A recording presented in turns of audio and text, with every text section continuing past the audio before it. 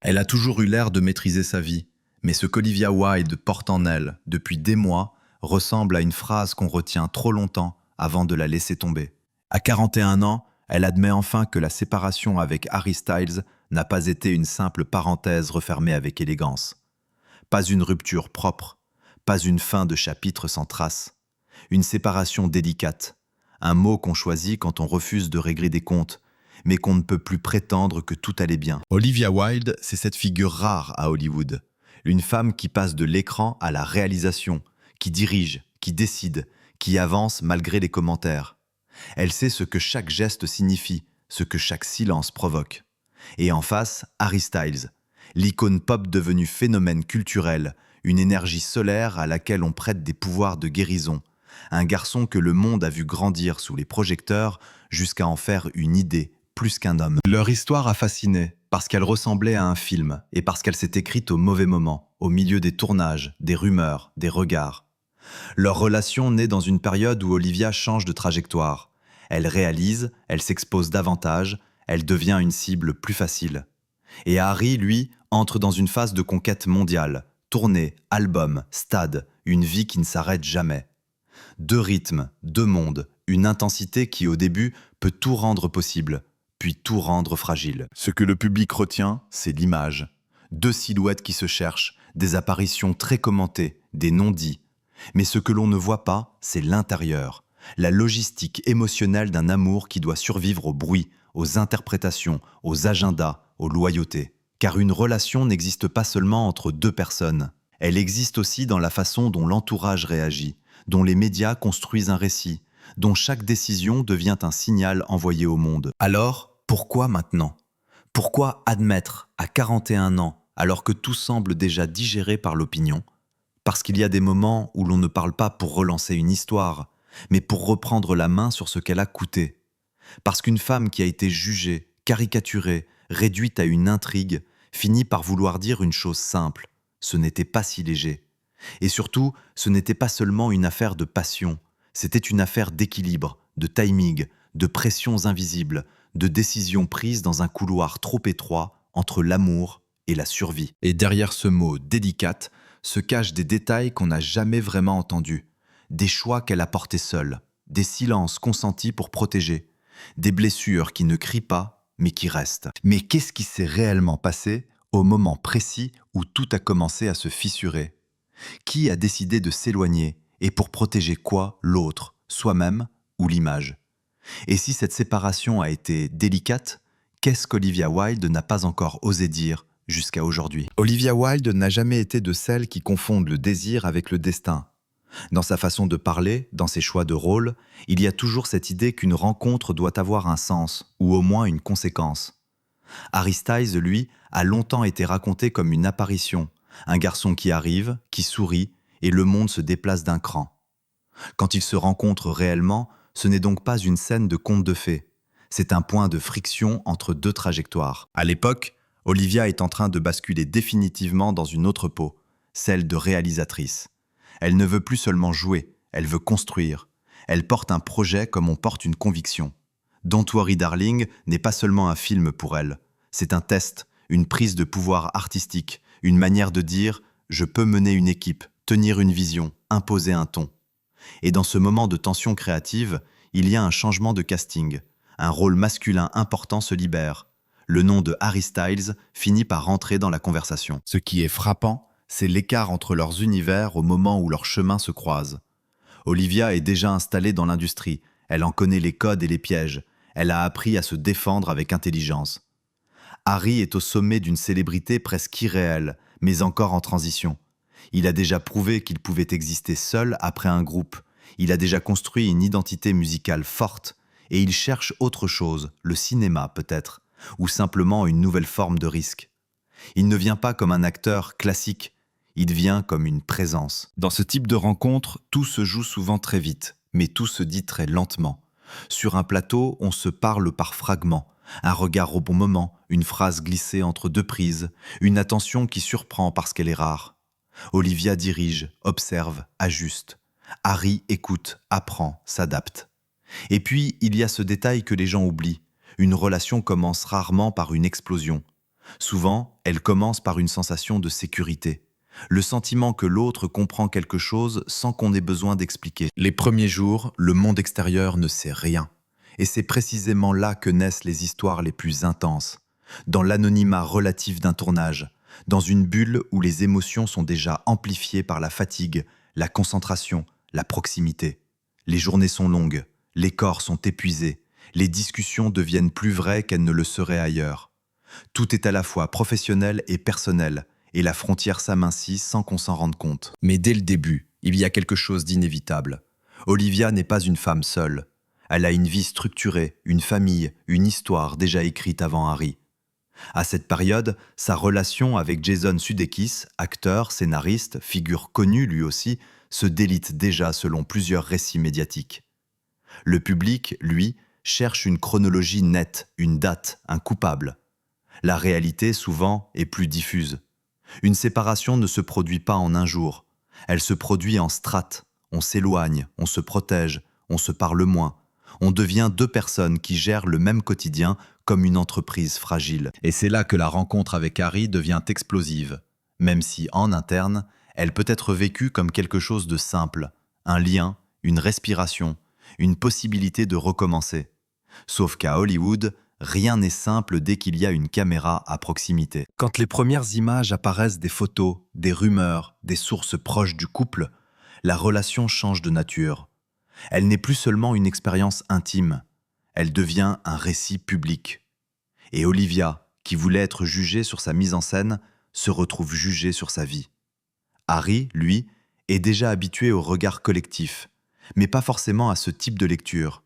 La relation analysée comme une stratégie, comme un scandale, comme un symbole. Et très vite sur Don't Worry Darling, le plateau n'est plus seulement un plateau, c'est un volcan médiatique. Il y a les attentes autour du film, les tensions rapportées, les histoires de coulisses. Peu importe la part de vérité, l'effet est le même. On observe Olivia comme si elle devait prouver deux choses en même temps, qu'elle est une réalisatrice légitime et qu'elle n'a pas mal agi dans sa vie privée. Double procès, double fatigue. Dans ce contexte, la rencontre avec Harry prend une dimension presque paradoxale. Parce qu'elle peut être, au départ, un endroit de douceur et de soutien, et parce qu'en même temps, elle devient l'étincelle qui attire encore plus de feu. On imagine souvent que leur histoire s'est faite dans l'euphorie. Mais la vérité, c'est qu'elle s'est faite dans une zone d'alerte permanente. Une zone où chaque geste pouvait être interprété, où chaque absence devenait une preuve, où le moindre silence appelait une enquête. Et malgré tout, ils avancent. Comme si, pendant un temps, le lien valait le risque. Alors, quand on dit la rencontre, il ne faut pas entendre la magie. Il faut entendre le moment où deux trajectoires se croisent au pire endroit possible et décident quand même de se tenir la main. Il y a des couples qui existent dans le secret et d'autres qui existent dans la lumière, même quand ils voudraient rester dans l'ombre. Olivia Wilde et Harry Styles ont vécu leurs années de gloire comme on traverse une ville en feu, en avançant vite, en s'accrochant l'un à l'autre et en sachant que chaque pas serait commenté. À ce moment-là, Harry est partout. Sa carrière musicale n'est plus seulement solide, elle est triomphante. Il n'est plus l'ancien membre d'un groupe devenu star solo. Il est une figure culturelle globale, capable de remplir des stades et d'imposer une esthétique, un ton, une époque. Les tournées, les albums, les couvertures, les performances, tout le place au centre. Et ce centre attire. Il attire l'admiration, mais aussi une forme d'appropriation. On croit connaître Harry parce qu'on l'a vu. On croit comprendre son intimité parce qu'il sourit. On oublie que ce sourire est parfois un bouclier. Olivia, elle, vit un autre type de gloire, plus risqué, plus exposé aux coups. Réaliser un film et le porter publiquement, ce n'est pas seulement récolter des compliments, c'est se mettre au premier plan, accepter que la critique ne vise plus seulement l'œuvre, mais la personne. Elle présente Don't Worry Darling et avec lui, son ambition de femme de cinéma. Sauf que l'histoire publique déforme tout. Au lieu de parler de mise en scène, on parle de romance. Au lieu de parler de direction d'acteur, on parle de rumeurs de plateau. Et Olivia doit maintenir une posture, ne pas se laisser réduire à un rôle qu'elle n'a pas choisi. Pourtant, dans cette période, il s'offre quelque chose de rare, la sensation d'être dans le même mouvement. Quand on est au sommet, on est souvent seul. Les amis vous parlent de loin. Votre famille vous voit par intermittence. Votre téléphone sonne sans que personne ne vous touche vraiment. Un couple, dans ces conditions, peut devenir une île. On se comprend à demi-mot parce qu'on partage la même fatigue, le même excès de bruit, le même besoin de normalité. On les voit lors de quelques apparitions publiques et la machine s'emballe. À chaque fois, la relation devient un objet de commentaire sur leurs différences d'âge, sur leur langage corporel, sur leur tenue, sur leur sourire. On ne leur laisse pas le droit d'être simplement deux personnes. On les transforme en symboles. Elle, la femme qui a quitté, lui, le jeune homme qui aurait pris la place. La nuance disparaît. L'intime devient un dossier. Et malgré cela, il y a des moments rapportés, insinués, parfois confirmés par des proches dans la presse, où l'on comprend qu'ils ont tenté de construire un quotidien. Pas un quotidien tranquille, évidemment, mais un quotidien à leur mesure, se retrouver entre deux vols, s'offrir des heures au lieu de journées, bricoler une stabilité avec des valises et des calendriers. C'est souvent là que se joue la vraie gloire d'un couple médiatisé. Non pas dans les photos, mais dans la capacité à continuer sans se perdre. Sauf que la gloire a une contrepartie. Elle exige du temps, et elle n'en laisse pas. Harry vit au rythme d'une tournée mondiale. Son énergie appartient en public une partie de la semaine, parfois une partie de la nuit. Olivia, de son côté, doit gérer la promotion, les interviews, la pression autour de son film, et élément crucial, sa vie de mère. Car il y a des choses qui ne se déplacent pas comme une tournée. Les enfants, les responsabilités, les décisions familiales, tout cela impose une gravité que le glamour ne peut pas effacer. C'est ici que la période glorieuse devient une forme d'équilibrisme. Parce que le couple doit répondre à deux forces contraires, l'intensité qui les rapproche et les réalités qui les éloignent. L'enthousiasme du début peut faire croire qu'on pourra tout arranger, mais il y a des limites que l'amour ne négocie pas facilement. La distance, les emplois du temps, et surtout les attentes projetées par le monde extérieur. Et puis, il y a l'autre bruit, le bruit autour d'Olivia particulièrement. Dans l'imaginaire collectif, une femme célèbre en couple devient rapidement un sujet moral. On ne lui demande pas seulement si elle est heureuse, on lui demande si elle est bonne. Bonne mère, bonne ex-compagne, bonne professionnelle, bonne féministe parfois. Comme si sa vie devait servir de modèle. Cette pression-là, même quand on ne la nomme pas, fatigue, elle ronge. Harry, lui, reste en mouvement. Il est applaudi, porté, célébré. Olivia, elle, doit tenir face à un climat plus dur, plus accusateur. Et dans un couple, quand la lumière n'éclaire pas de la même façon, l'ombre n'a pas la même température. Alors oui, ce sont des années de gloire. Mais une gloire qui n'a rien d'une fête continue. Une gloire qui ressemble plutôt à une course. Continuer malgré les commentaires, se choisir malgré les contraintes, se protéger malgré les récits imposés. Et peut-être que le premier signe, déjà, se trouve là, dans cette période où tout semble briller, mais où l'on commence à sentir très doucement que la brillance coûte quelque chose. À un certain moment, dans une histoire comme la leur, les fissures ne commencent pas par une dispute. Elles commencent par un détail, un décalage d'horaire, un message lu trop tard, une fatigue qu'on n'ose plus raconter parce qu'on ne veut pas être celui ou celle qui pèse. Olivia et Harry ont longtemps donné l'impression d'un duo capable d'absorber le tumulte. Mais alors, comment une relation survit-elle quand l'extérieur a déjà décidé de son scénario? Pourtant, comment rester un couple quand on passe son temps à se défendre de ne pas être un symbole? Ce soir-là, comment se parler vraiment quand on ne se voit que par fragments entre deux obligations? La fissure la plus évidente, dans leur cas, c'est la géographie du temps. Harry vit dans une logique de tournée, un calendrier qui n'appartient à personne, sinon à la machine. Il y a des villes, des répétitions, des déplacements, une énergie à maintenir. La scène est une promesse, mais aussi un contrat. On doit être prêt, on doit être là, même quand le corps réclame autre chose. Olivia, elle, vit dans une logique inverse, celle des responsabilités fixes. La promotion d'un film peut être itinérante, oui, mais la parentalité, elle, ne se déplace pas de la même manière. Et les enfants ne comprennent pas qu'un amour doit s'adapter à la presse. Au début, ils compensent. Comme tous les couples pris dans des vies immenses, ils inventent un système. Se rejoindre quand c'est possible, sanctuariser des moments, protéger des zones de silence. Mais un système n'est pas un foyer. Et petit à petit, l'organisation prend la place de la spontanéité. On ne se demande plus « tu me manques ?» On se demande « tu es où la semaine prochaine ?» On ne s'embrasse plus parce qu'on en a envie, on s'embrasse parce qu'on se retrouve, enfin. Et c'est là que s'installent les malentendus. Olivia peut avoir l'impression de porter davantage du poids du réel, les choix éducatifs, l'équilibre d'une maison, la stabilité à préserver. Harry peut ressentir une autre pression, l'obligation d'être présent quand tout son monde professionnel l'arrache, et le sentiment de ne jamais faire assez, de ne jamais être au bon endroit. Ce genre de tension ne se crie pas, il s'accumule. Mais alors, il y a aussi le bruit, toujours le bruit. Leur couple n'est pas seulement observé, il est interprété. Sur les réseaux, dans les médias, dans les conversations. Chaque absence devient un signe, chaque silence devient une preuve. Quand ils ne sont pas vus ensemble, on annonce une rupture. Quand ils sont vus, on parle d'opération. À force, l'intime devient un espace pollué. On ne sait plus très bien ce qu'on ressent et ce qu'on est censé ressentir. Olivia, en particulier, a vécu une pression singulière. Elle était sans cesse ramenée à une narration qu'elle ne contrôlait pas. On lui demandait de répondre à des rumeurs, à des supposées tensions de tournage, à des histoires de coulisses. Même lorsqu'elle tentait de recentrer sur le travail, la conversation glissait vers Harry. Et ce glissement est violent pour une femme qui se bat pour être reconnue comme réalisatrice. Ce n'est pas seulement agaçant, c'est un effacement, une réduction. Pourtant, dans un couple, on a besoin que l'autre comprenne cette fatigue-là. Et il arrive que l'autre, même bien intentionné, ne la ressente pas de la même manière.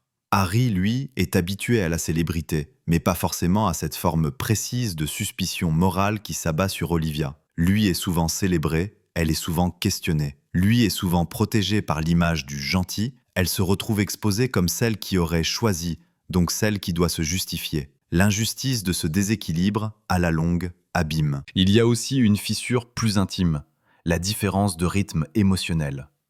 Harry évolue dans une culture de performance continue. On avance, on sourit, on donne. Olivia évolue dans une culture de contrôle. On anticipe, on tient, on encaisse. Deux façons de survivre au même monde. Deux façons qui peuvent se compléter ou se heurter. Ce soir-là, on peut imaginer ces scènes que personne ne filme. Olivia qui veut parler d'un sujet concret, un planning, un enfant, une décision à prendre, et Harry qui arrive vidé, incapable d'être pleinement présent. Ou l'inverse. Harry qui voudrait juste être avec elle, sans discussion lourde, et Olivia qui ne peut pas s'empêcher de penser à ce qui l'attend demain. Ce n'est pas de l'égoïsme, c'est la réalité. Et c'est là que la fissure s'élargit, quand l'amour devient un effort permanent. Dans cette phase, on croit souvent que ça va passer. On se dit que c'est une période, qu'après la tournée, après la promo, après la tempête médiatique, tout redeviendra simple. Mais la vérité, c'est que les fissures ne se referment pas seules.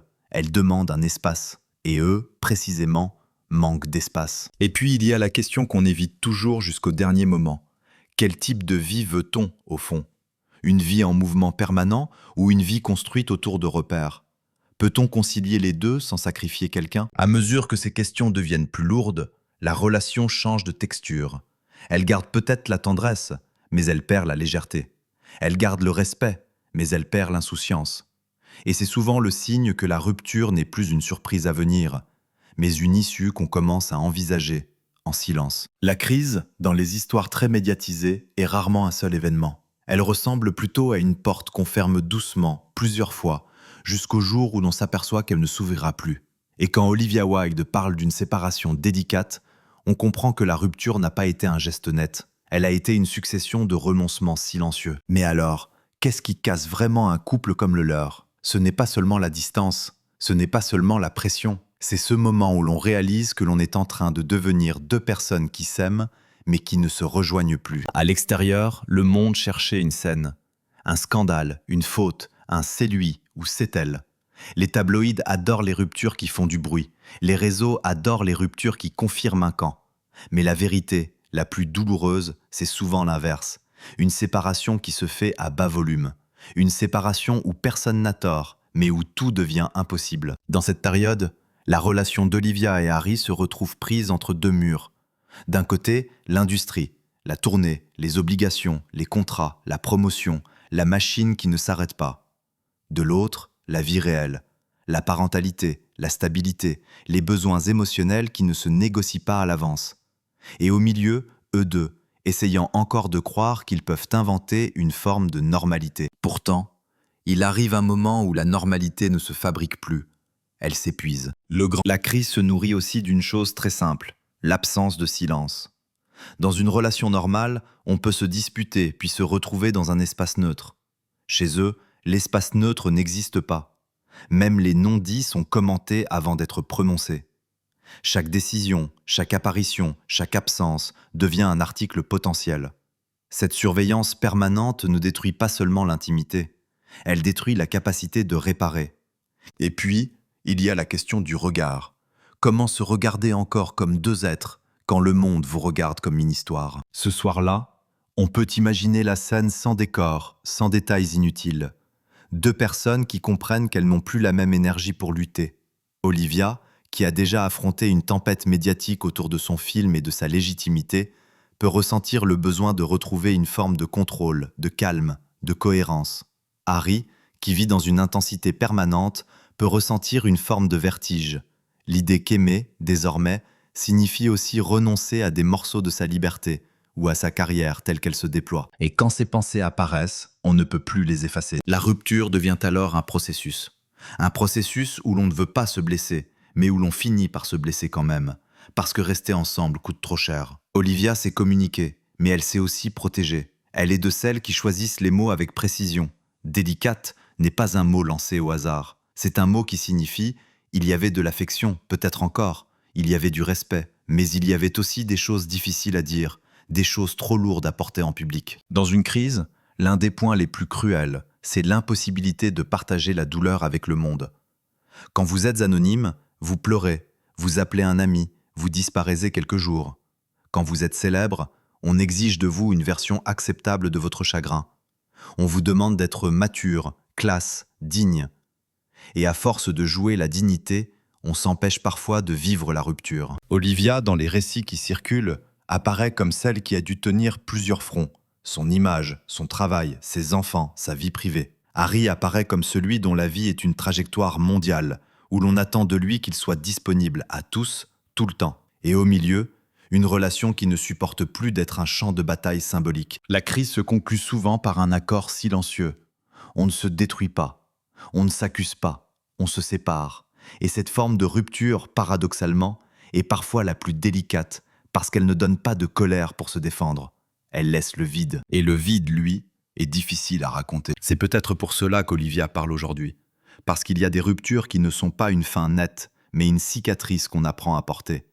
Et parce qu'à 41 ans, elle semble dire « ce n'était pas un épisode glamour, c'était une crise réelle, gérée dans une grande discipline et dans beaucoup de silence. » Après une rupture, il y a le moment où l'on annonce. Et puis il y a ce qui vient ensuite, la vie qui continue sans demander la permission. Pour Olivia Wilde et Harry Styles, après ne s'est pas ouvert comme une délivrance spectaculaire. C'est plutôt une période de réajustement, une sortie de route lente, où l'on apprend à respirer dans un espace devenu soudain plus vaste et plus froid. La tempête médiatique, elle, ne s'arrête jamais vraiment. Elle change seulement de forme. Elle passe du commentaire au bilan, des rumeurs au « ils ont rompu », du présent au passé. Et ce passage-là est violent, parce qu'il transforme une relation vécue en récit clôturé, comme si tout était simple une fois que le mot « fin » est prononcé. Olivia, dans l'après, se retrouve face à une réalité qui ne tolère pas les pauses. Son statut de mère, d'abord. Dans son quotidien, il n'y a pas l'option « disparaître ». Les enfants exigent une stabilité émotionnelle, même quand l'adulte ne l'a plus. Et Olivia a toujours donné l'impression de savoir tenir cette stabilité. On peut se tromper, bien sûr, mais ce qu'elle renvoie souvent, c'est une forme de discipline intime. Continuer, organiser, protéger. Pourtant, protéger ne veut pas dire ne rien ressentir. Dans les mois qui suivent, Olivia doit aussi gérer ce que beaucoup de femmes publiques décrivent sans le dire, l'après d'une relation devenue affaire publique. On ne vous demande pas seulement « comment allez-vous ?», on vous demande « est-ce que vous regrettez ? Est-ce que vous aviez tort ? Est-ce que vous l'avez utilisé ?» Même quand la question est implicite, elle est là, posée dans les sous-entendus. Et à force, l'après devient une négociation avec la perception des autres. Elle continue son parcours professionnel. Elle enchaîne, elle se reconstruit dans le travail. C'est souvent l'arme la plus efficace, l'action. Produire, créer, avancer. Mais le travail, aussi puissant soit-il, ne fait pas taire les échos. Il les couvre, il ne les efface pas. Harry, de son côté, poursuit le mouvement. Et c'est une différence essentielle. Lui est porté par une dynamique où l'émotion se dissout souvent dans la performance. Les concerts, la scène, la ferveur. L'artiste devient un canal. Il transforme le vécu en énergie partagée. Cette façon de survivre n'est pas moins sincère, mais elle est différente. Elle donne l'impression d'une continuité lisse, alors que l'intérieur peut être compliqué. Et c'est là que l'après prend sa forme la plus délicate. Quand deux personnes quittent la même histoire, mais ne traversent pas la sortie de la même manière. Il y a aussi ce qu'on appelle, dans la vie privée, les rémanences, les habitudes qui restent, les réflexes, envoyer un message, partager une nouvelle, demander un avis. Quand on a été un couple, on garde souvent des automatismes longtemps après. Et dans une rupture respectueuse, ces automatismes sont parfois plus douloureux parce qu'ils n'ont pas été cassés par la colère. Ils se dissipent doucement, comme une musique qu'on entend encore dans une pièce vide. Dans les rares moments où Olivia laisse filtrer quelque chose, on sent qu'elle choisit toujours le contrôle des mots. Elle n'est pas dans l'étalage, elle est dans la nuance. Et cette nuance peut se lire comme une forme de protection. Protection pour elle-même, protection pour Harry, protection pour ses enfants, protection pour ce qui reste de digne dans une histoire exposée. On pense parfois que le silence est un refus de vérité. En réalité, le silence peut être un choix moral. Ne pas transformer l'intime en spectacle, même quand on a été accusé d'en faire un spectacle. Mais alors, qu'est-ce que vivre après, quand tout le monde croit avoir déjà compris? Après la tempête, il y a les reconstructions minuscules. Olivia reprend une forme de centre de gravité en s'appuyant sur ce qui est stable, son cercle proche, ses routines, sa parentalité. Elle apprend à redevenir Olivia sans que chaque phrase soit rattachée à Harry. C'est un effort, et ce n'est pas seulement une question d'ego, c'est une question d'identité. Retrouver un récit personnel alors que le récit public vous a englouti. Harry, lui, traverse l'après avec une autre forme de protection, la distance. La route, les obligations, l'élan artistique. Et peut-être aussi une certaine pudeur. On oublie souvent que la pudeur existe chez les célébrités, mais elle existe. Elle se manifeste différemment, par le travail, par le rythme, par l'absence de commentaires. Certains se livrent, d'autres se taisent et laissent la musique parler. Le problème, c'est que quand on se tait, les autres parlent à votre place. Alors l'après est aussi une bataille narrative. Pas une bataille voulue, mais une bataille réelle. Olivia doit, d'une certaine manière, réhabiliter sa complexité, rappeler qu'elle est une femme, pas une intrigue. Harry doit préserver son intimité tout en restant une figure publique constamment disponible. Et c'est précisément dans ce climat que la phrase « séparation délicate » prend toute sa portée. Parce que la délicatesse ici n'est pas une politesse, c'est une stratégie de survie. Dire moins pour éviter de faire plus de dégâts. Garder une forme d'élégance pour ne pas nourrir le spectacle. Mais à force de protéger, on se fatigue. Et peut-être que c'est cela, le vrai tournant de l'après. Le moment où l'on comprend que se taire trop longtemps peut finir par devenir une autre forme de prison. Il arrive un moment où le silence ne protège plus. Il ne calme plus rien. Il devient une surface sur laquelle les autres écrivent à votre place. Et quand Olivia Wilde brise le silence, ce n'est pas un geste spectaculaire, ce n'est pas une confession faite pour provoquer, c'est une remise en ordre, une manière de récupérer un récit qui lui échappait. Elle ne dit pas « j'ai souffert, regardez-moi ». Elle dit plutôt, en substance, « ce que vous avez cru simple ne l'était pas ». Et ce déplacement est essentiel, car dans l'imaginaire public, leur séparation a souvent été rangée dans une case confortable, une romance de plateau, intense, puis terminée, comme un chapitre fermé. Or, lorsqu'Olivia emploie le mot « délicate », elle ouvre une autre lecture, celle d'une rupture où l'émotion n'a pas été consommée, mais gérée. Une rupture où l'on a dû tenir plus longtemps qu'on ne le voulait. Elle s'arrête. Elle choisit ses mots.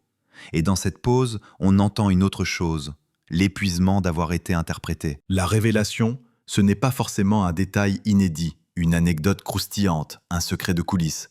La révélation ici, c'est la reconnaissance d'une complexité. Parce que ce que l'on a demandé à Olivia, pendant des mois, c'était de simplifier, de résumer, de prendre un rôle. La femme qui a quitté, la réalisatrice en conflit, la compagne trop âgée ou trop ambitieuse. On lui a proposé des étiquettes, elle a répondu par la nuance. Et la nuance, dans une culture qui adore les camps, est presque une provocation. Dans cette prise de parole, l'essentiel se loge dans l'implicite.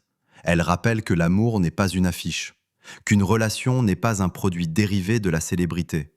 qu'il y a dans une séparation des choses qui ne sont pas faites pour être gagnées ou perdues, mais simplement traversées. Elle ne dramatise pas, mais elle laisse entendre que la violence n'a pas été entre eux. Elle a été autour d'eux. C'est là que se trouve peut-être le cœur de ce qu'elle admet. La pression extérieure a façonné leur rupture autant que leur différence interne.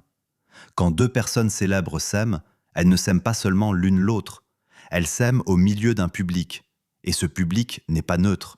Il exige, il juge, il consomme, il veut des signes, il veut des preuves. Olivia semble dire « nous avons essayé ». Et cette phrase, même si elle n'est pas prononcée ainsi, résonne comme une défense.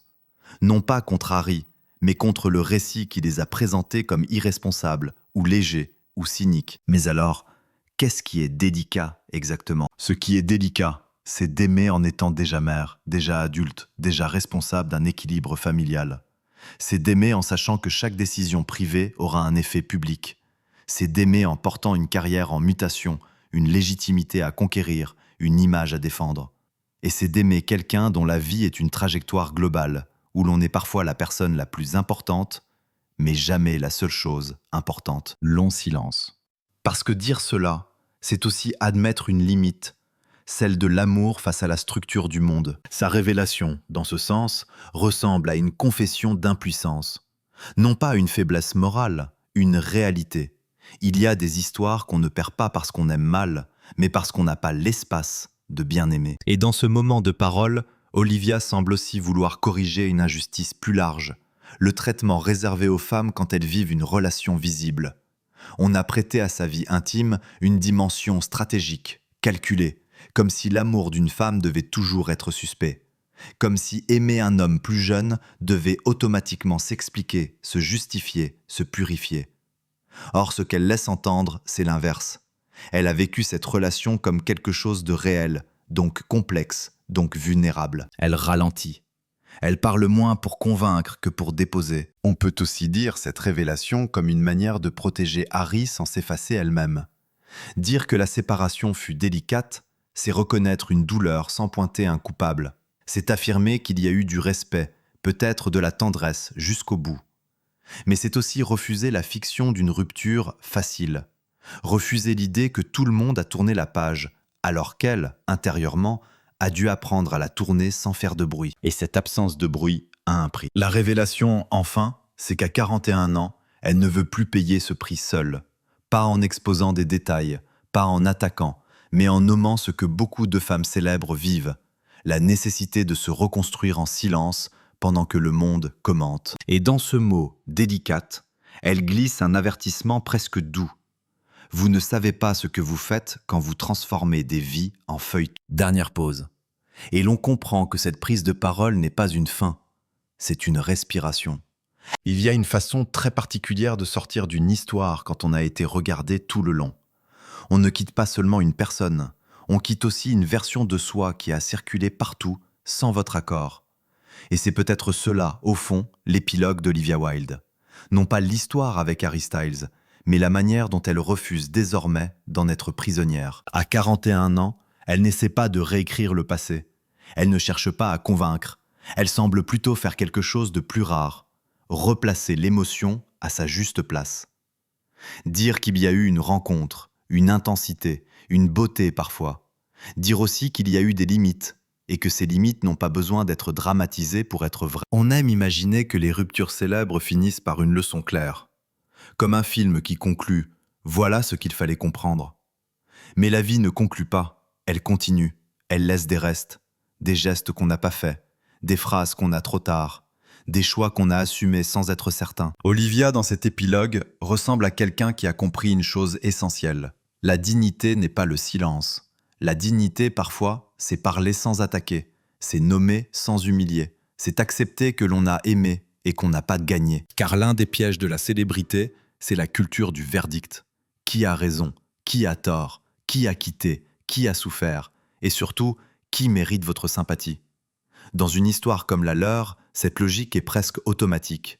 Les fans choisissent un camp, les médias cherchent une narration, les réseaux fabriquent des théories, pendant que derrière, deux êtres continuent d'exister, avec leurs journées, leurs obligations, leurs fragilités. Harry Styles, lui, demeure une présence presque irréelle dans l'espace public. Des concerts, des images, une continuité. On pourrait croire qu'un artiste, parce qu'il continue à chanter, a tout digéré.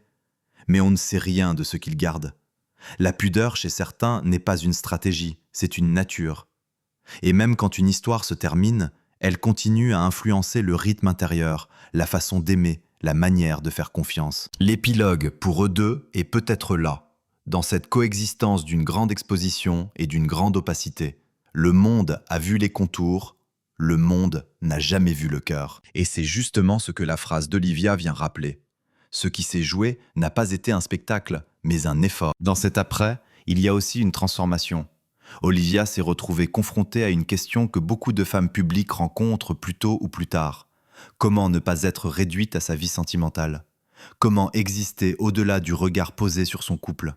Comment rester créatrice quand on vous commente comme personnage? Et ce qu'elle semble choisir dans cet épilogue, c'est de reprendre la priorité, d'être d'abord une femme avec des responsabilités, une artiste, une mère, une personne qui avance. Ce n'est pas une revanche, c'est une reprise. On pourrait dire que cette histoire leur a appris la valeur de ce qui n'est pas visible. Les couples célèbres sont jugés sur des images, une sortie, une main tenue, une absence. Mais l'amour se mesure ailleurs, dans les compromis, les retours, les efforts de compréhension, les tentatives de préserver un espace commun. Et quand cet espace se rétrécit, il ne reste plus que deux options: se perdre en insistant ou se sauver en se séparant. Olivia semble avoir choisi la seconde. Non pas par manque d'amour, mais par lucidité. Alors, que reste-t-il finalement? Il reste une histoire qui n'a pas besoin de devenir un mythe. Il reste la trace d'une rencontre improbable, d'un moment où deux trajectoires ont essayé de cohabiter. Il reste une séparation qui n'a pas été une gifle, mais une décision. Et il reste ce mot, délicate, comme un résumé honnête, parce qu'il ne maquille pas la douleur et ne la transforme pas en drame. Dans un épilogue, on cherche souvent une image fixe, une image qui ne juge pas, une image qui laisse un goût plutôt qu'un verdict. Et pour Olivia Wilde, peut-être que cette image n'est pas un tapis rouge. Ce n'est pas une interview. Ce n'est pas un titre, c'est une simplicité retrouvée. Un matin où personne ne demande d'explication. Une journée où l'on n'est pas une histoire. Une soirée où l'on se sent à nouveau entière. Et sur la table, il reste une photo. Le temps, lui, ne dit plus rien.